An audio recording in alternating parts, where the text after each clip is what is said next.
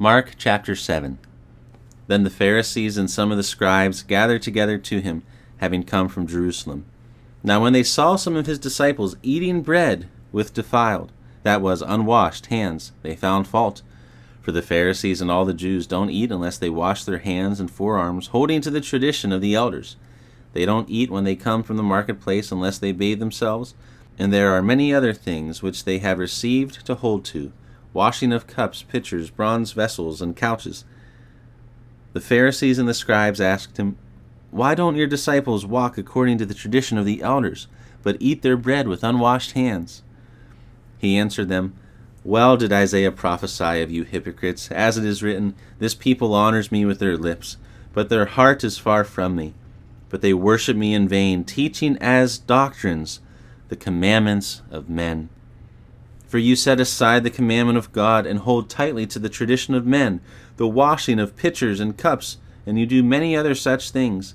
He said to them, "Full well do you reject the commandment of God, that you keep your tradition. For Moses said, 'Honor your father and mother,' and 'He who speaks evil of father or mother, let him be put to death.' But you say, 'If a man tells his father or mother, whatever profit you might have received from me is Corban,' that is to say, given to God, then you no longer allow him to do anything for his father and his mother, making void the word of God by your tradition, which you have handed down. You do many things like this." He called all the multitude to himself and said to them, "Hear me, all of you, and understand. There is nothing from outside of the man that going into him can defile him. But the things which proceed out of the man are those that defile him. If anyone has ears to hear, let him hear." When he had entered into a house away from the multitude, his disciples asked him about the parable. He said to them, "Are you also without understanding? Don't you perceive that whatever goes into the man from outside can't defile him, because it doesn't go into his heart, but into his stomach, then into the latrine, making all foods clean?" He said, "That which proceeds out of the man, that defiles the man. For from within, out of the hearts of men, proceed evil thoughts, adulteries, sexual sins, murders, thefts, covetings, wickedness, deceit, lustful desires, an evil eye, blasphemy, pride, and foolishness.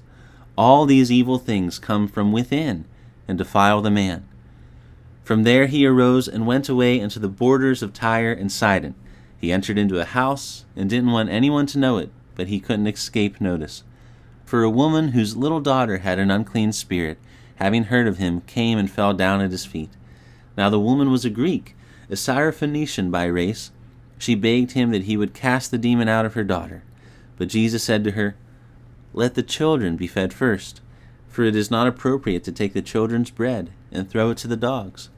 But she answered him, "Yes, Lord, yet even the dogs under the table eat the children's crumbs." He said to her, "For this saying, go your way. The demon has gone out of your daughter." She went away to her house and found the child having been laid on the bed, with the demon gone out. Again he departed from the borders of Tyre and Sidon and came to the Sea of Galilee, through the middle of the region of Decapolis. They brought to him one who was deaf and had an impediment in his speech. They begged him to lay his hand on him. He took him aside from the multitude privately and put his fingers into his ears and spat and touched his tongue. Looking up to heaven, he sighed and said to him, "Ephphatha," that is, "be opened." Immediately his ears were opened, and the impediment of his tongue was released, and he spoke clearly. He commanded them that they shouldn't tell anyone. But the more he commanded them, so much the more widely they proclaimed it.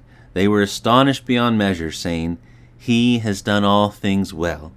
He makes even the deaf hear, and the mute speak."